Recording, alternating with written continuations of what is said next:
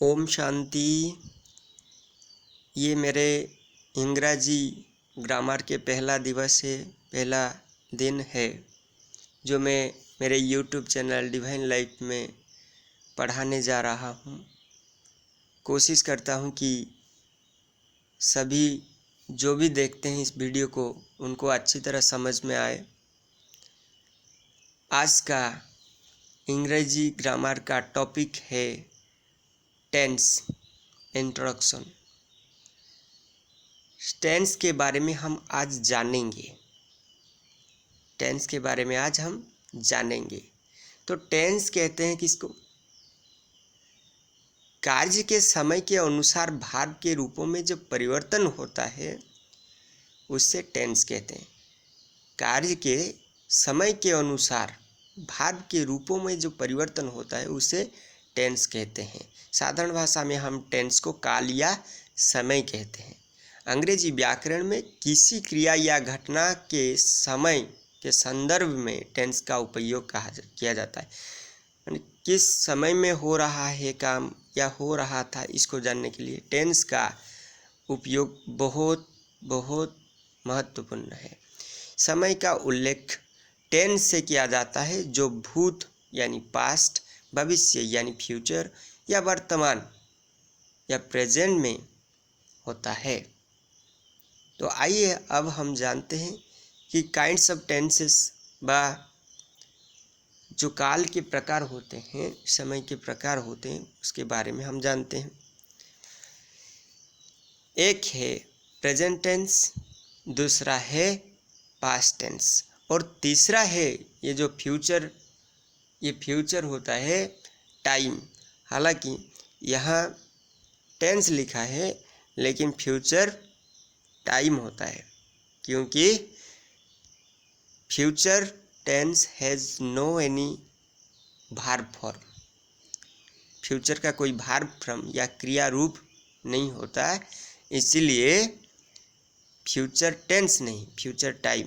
तो मुख्यतः टेंस को हम दो प्रकार के लेते हैं। पहला है प्रेजेंट टेंस, दूसरा है पास्ट टेंस और तीसरे अगर लेंगे तो ये फ्यूचर टाइम होता है, फ्यूचर टेंस नहीं होता। ये क्रमानुसार दिखाया गया है। मैं बाज़ार जाता हूँ जो कि प्रेजेंट टेंस को सोचा रहा है।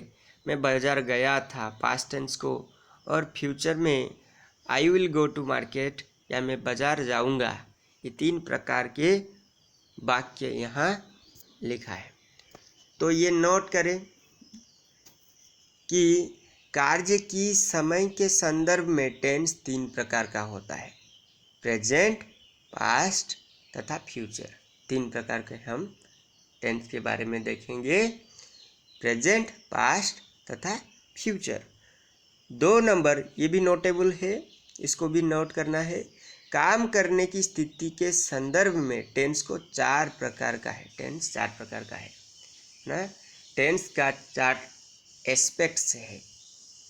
टेंस 3 प्रकार के हम जान लिए और ये तीनों टेंस का 4 प्रकार का एस्पेक्ट होता है।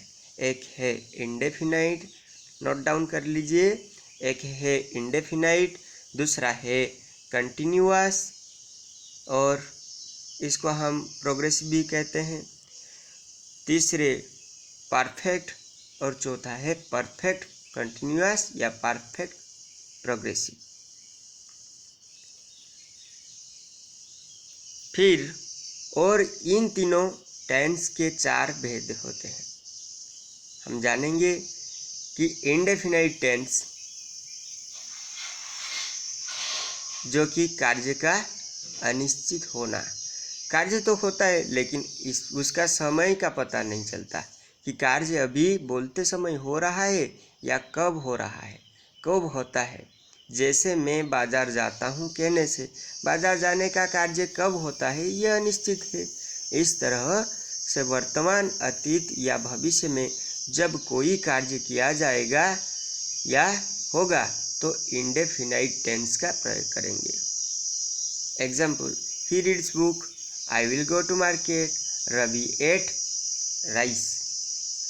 और दूसरा है कंटिन्यूअस टेंस, जो कि कंटिन्यू माना जो काम चल रहा है, जो कार्य जारी है, अब ख़त्म नहीं हुआ है, शुरू हो चुका है। जब कार्य जारी हो, चल रहा हो, उसको क्या कहते हैं?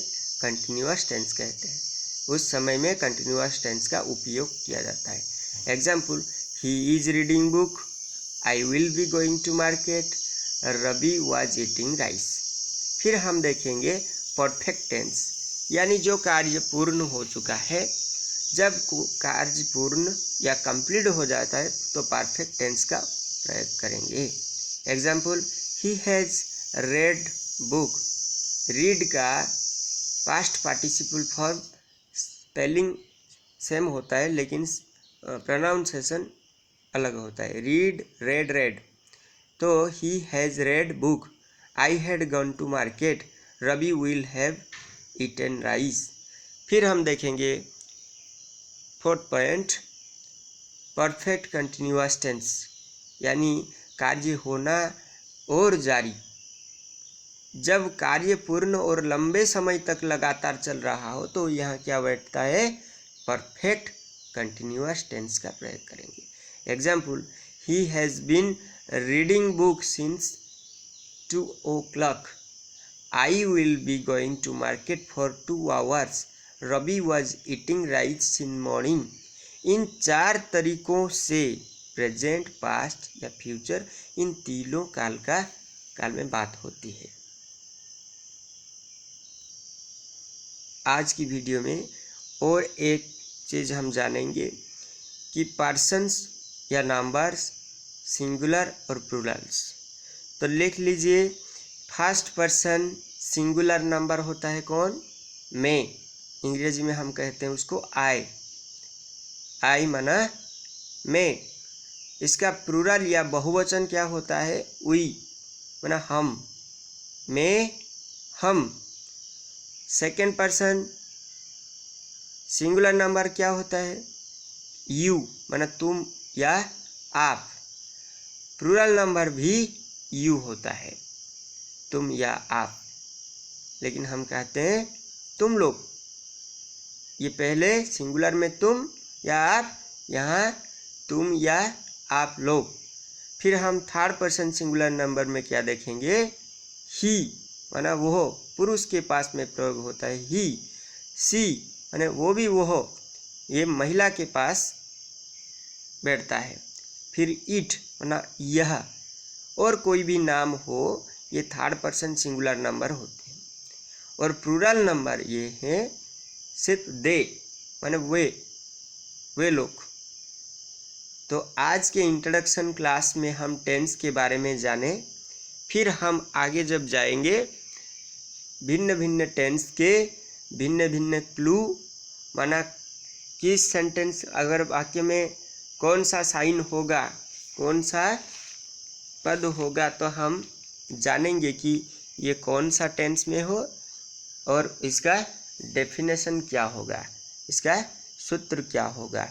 पूरे कंप्लीट वीडियो को देखें और हमारे टेंस को समझने के लिए समय देने का कृपा करें। ये मुझ पर कृपा नहीं, ये आपने आप पर ही, जो पाठक, जो रीडर्स पढ़ते हैं, उनके जीवन में लगने वाले चीज़ ये हर पर लगेगा, क्योंकि English is our international and window language.